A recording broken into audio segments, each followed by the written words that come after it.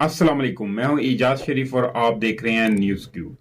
पाकिस्तान तहरीक इंसाफ के रहनुमा फवाद चौधरी ने कहा है कि चौधरी परवेज इलाही ने पंजाब असेंबली तहलील करने पर उसकी समरी पर दस्तखत कर दिए हैं और अगले 48 घंटों में असम्बलियां तहलील हो जाएंगी।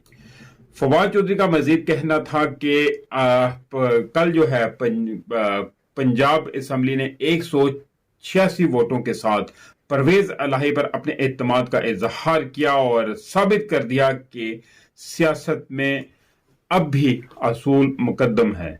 इनका कहना था कि हमारे अरकान सूबाई असेंबली इनके और यानी कि तमाम रहनुमाओं को जो है वो दबाव का सामना भी करना पड़ा और ये फिर भी इन्होंने वोट दिया। इमरान खान ने 26 नवंबर को ऐलान किया था कि सूबाई असेंबलियां तहलील कर दी जाएंगी। उन्होंने कहा कि एतमाद के वोट के बाद अभी थोड़ी देर पहले परवेज इलाही तशरीफ लाए हैं और बाकायदा मुलाकात जो है वो हुई है और चौधरी परवेज इलाही ने पंजाब असेंबली तहलील करने की समरी पर दस्तखत कर दिए हैं और पंजाब असेंबली को तहलील कर दिया गया है। इनका कहना था कि इस सिलसिले में समरी गवर्नर को भेज दी गई है और अगर गवर्नर आइन के मुताबिक 48 घंटों से पहले असेंबली तहलील नहीं करते तो असेंबली खुद ब खुद 48 घंटों में तहलील हो जाएंगी।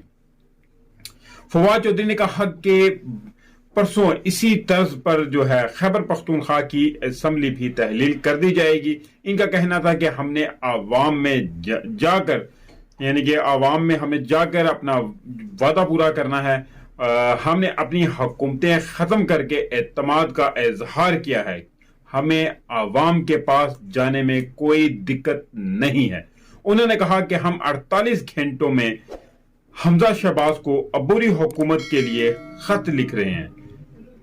आइन के तकाजे हैं कि अपोजिशन लीडर से मशावरत के साथ अबूरी हुकूमत तश्कील दी जाएगी। फवाद चौधरी का कहना था कि 90 रोज के अंदर पंजाब और खैबर पख्तूनख्वा में आम इंतखाबात होने जा रहे हैं। पाकिस्तान की तकरीबन 60% जो है नशिस्तों पर ये इंतखाबात होंगे।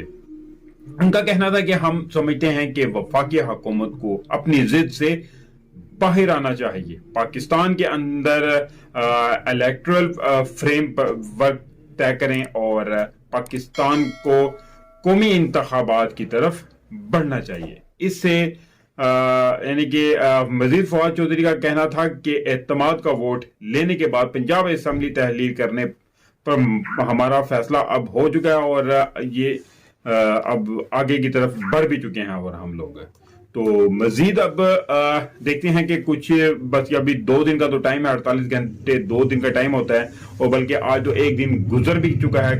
एक दिन कह रहे हैं तकरीबन कोई 14-15 घंटे गुजर भी चुके हैं। तो मजीद अब इसके बाद जो है वो भी करेंगे। खैबर पख्तूनख्वा की जो है असम्बलियां वो भी तहलील करनी है। तो पीटीआई के रहनुमा का कहना है कि ये जो है ये जूते छोड़कर भागना चाह रहे हैं। ये आवाम के पास जाने के लिए तैयार नहीं है। हम जो है इसके लिए हर जगह यानी कि उनका कहने का मकसद यह है कि हम हर जगह जाने के लिए तैयार हैं। हमें आवाम के पास जाने की कोई दिक्कत नहीं है। आवाम जो फैसला करेगी वो हमें कबूल है। फवाद चौधरी ने कहा कि हम ये लड़ाई आवाम की हमायत से लड़ रहे हैं।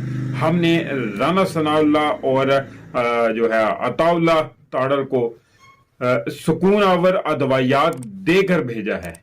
इन 2 चमचों और आसिफ जरदारी को नींद नहीं आ रही है। उन्होंने कहा कि मुनहरिफ अरकान के खिलाफ कार्रवाई करेंगे लेकिन अब असेंबली तहलील हो जानी है। इसका फायदा नहीं है।